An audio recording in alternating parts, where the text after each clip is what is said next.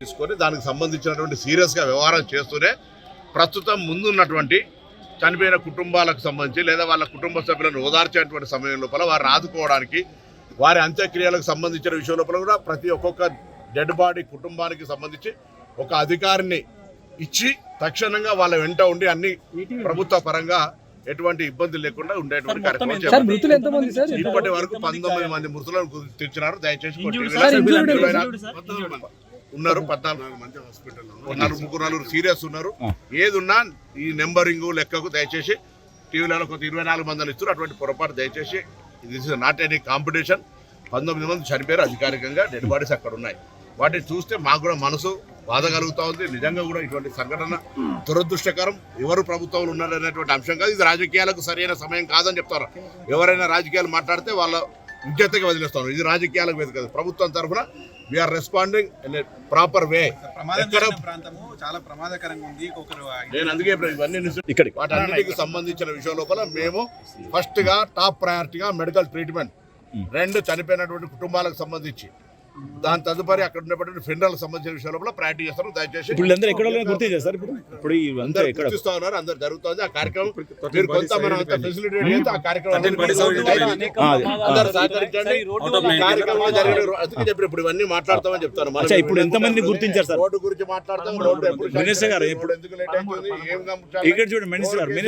ఏం జరుగుతున్నాయని వివరాలన్నీ తెలుసు కదా. మృతుల బంధువులు ఆవేదన వ్యక్తం చేస్తారు. వాళ్ళ గురించి వాళ్ళు మాట్లాడిన దానికి ఎవరేమంటారు కదా, వాళ్ళు మాట్లాడిన దానికి ఎవరేమంటారు. అందుకే దాని డెప్త్ డిస్కషన్ స్కోప్ ప్రయారిటీ కదా. ఇప్పుడు ఎదురుగా గుర్తుంది కూడా ఆర్టీసీ బస్ తప్పైనా డ్రైవర్ ర్యాష్ అనిపించాడన్న ప్యాసింజర్స్ అన్నారు. అందుకే నేను చెప్తాను, road safety is the top most priority.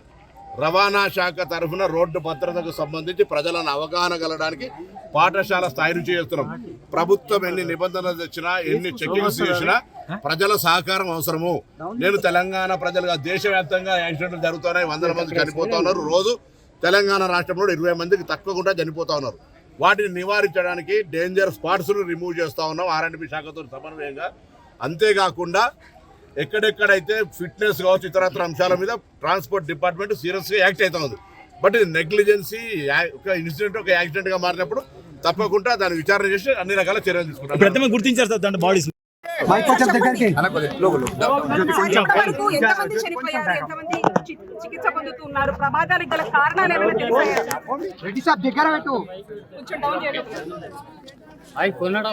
ఈరోజు పొద్దున తందూరు డెపో బస్ ఇది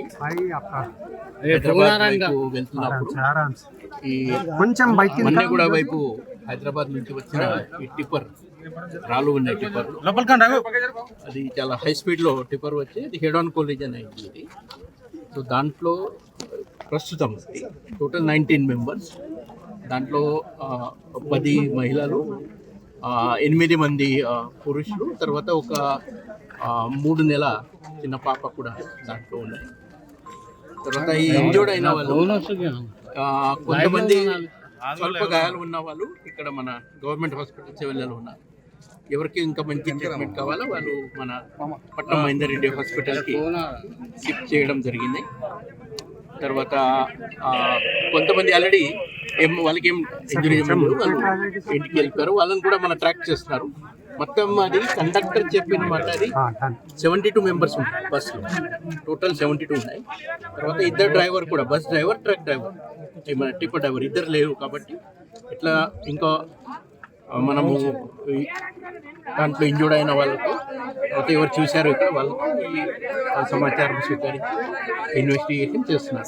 తర్వాత ఇప్పుడు ఈ బాడీస్ అది ఇన్క్వెస్ట్ ఆల్రెడీ స్టార్ట్ అయినాయి. ఒక 7-8 బాడీస్ గుర్తించారు. పోస్ట్ మార్టం అన్ని మన ఉస్మానియా హాస్పిటల్లో టీమ్ ఆఫ్ డాక్టర్స్ అన్ని చేస్తారు. అక్కడ 72 అని చెప్పారు కండక్టర్ చెప్పిన మాట. కండక్టర్ 9, ఇప్పుడు 19 మా లెక్క ప్రకారంగా 19 మెంబర్స్.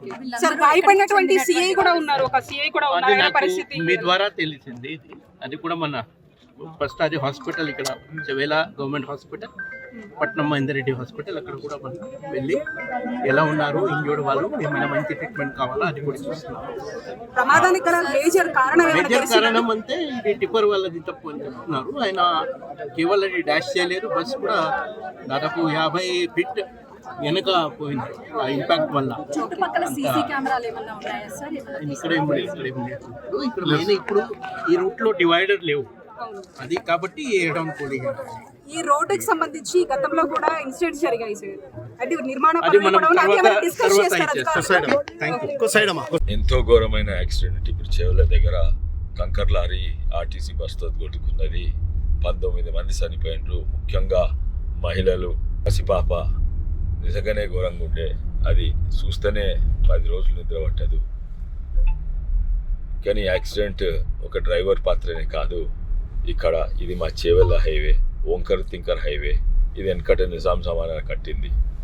కానీ నేను అప్పుడు ఎంపీగా ఉన్నప్పుడు ఈ హైవే దీన్ని కేంద్ర ప్రభుత్వం నితిన్ గడ్కరీ గారు ఈ ఓంకర్ తింకర రోడ్ ఉంది, దీన్ని హైవే శాంక్షన్ చేసిండ్రు, నిధులు కూడా కేటాయించిండ్రు 2017 కానీ అప్పుడున్న టీఆర్ఎస్ ఇప్పుడు బీఆర్ఎస్ ప్రభుత్వము అది నిర్లక్ష్యము, వాళ్ళ అక్విజిషన్ చేయలేదు. రోడ్ అంటే దీంతో సహా ఎన్నో హైవేలు ఇచ్చింది తెలంగాణలో, అన్నీ అయిపోయినాయి. కానీ ఇది మాత్రము మా రంగారెడ్డి జిల్లాలో ఇది మాత్రము ఇప్పటి వరకు కాలేదు. ఎందుకంటే అక్విజిషన్లో డీలే ఎందుకంటే వాళ్ళ ఇంట్రెస్ట్లు ఏమో రియల్ ఎస్టేట్ ఇంట్రెస్ట్లా ఏమో తెలియదు, కానీ ఇది మాత్రం చేయలేదు. ఆ నిర్లక్ష్యం వల్ల లాస్ట్కి చేసిండ్రు. అండ్ ఈ హైవే పక్కకు అన్ని మర్రి చెట్లు ఉంటాయి, పెద్ద పెద్ద మర్రి చెట్లు ఉంటాయి. అండ్ లాస్ట్కు అక్విజిషన్ చేసినాక ఎవడో లెఫ్ట్ వింగ్ యాక్టివిస్టో ఎవడో వాళ్లకు చేవెళ్ళోళ్ళే కాదు ఎక్కడోళ్ళో వాళ్లకు చేవెళ్ళ మర్రి చెట్ల మీద ఫికర్, ఈ రోడ్డు హైవే అయితే మర్రి చెట్లు పోతాయని. ఈరోజు మర్రి చెట్లు కాకపోయినాయి, 20 మంది ప్రజలు చనిపోయిండ్రు. ఇక్కడ చెప్పిండ్రు ఈ మర్రి చెట్లు మళ్ళీ ట్రాన్స్ప్లాంట్ చేస్తే బతుకుతాయి, ఎందుకంటే ఆ నేచర్ ఇంతకుముందు కూడా చేసిండ్రు, అయినా కూడా కాదు.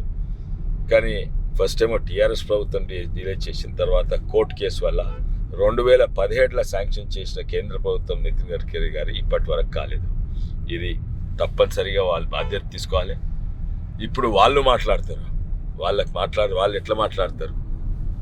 వాళ్ళ వల్లనే డిలే అయింది, వాళ్ళ వల్లనే ఈ హైవే కాలేదు. ఇప్పుడు కూడా అక్విజిషన్ ఎట్లా చేసిండ్రు, వాళ్ళ రియల్ ఎస్టేట్లు ఎట్లుంటే అట్లా చేసిండ్రు. హైవే వంకర్ తింకగా వెడల్పు చేసిండ్రు, దీంతో ప్రమాదం ఉన్నది. ఇప్పుడు లాస్ట్కు మొన్ననే కేసులు అయిపోయినాయి. ఇప్పుడు 1.5 yearలో మొత్తం అయిపోతుంది. ఆల్రెడీ కేసులు అవుతున్నా కూడా ఎక్కడైతే మర్రి చెట్లు లేవో, ఇటువంటి మర్రి చెట్లు లేవో అవి ఆల్రెడీ పని మొదలుపెట్టింది. ఎక్కడైతే చేవెళ్ళ బైపాస్, అజీజ్ నగర్ బైపాస్ అంతా మొదలైంది. 1.5 yearలో అవుతుంది. కానీ ఇటువంటి యాక్సిడెంట్ బాధ్యత వాళ్ళు తప్పనిసరిగా తీసుకోవాలి. ఆ ఉన్న టీఆర్ఎస్ రియల్ ఎస్టేట్ ఇంట్రెస్ట్ ఉన్న ఆ టీఆర్ఎస్ ప్రభుత్వం బాధ్యత తీసుకోవాలి.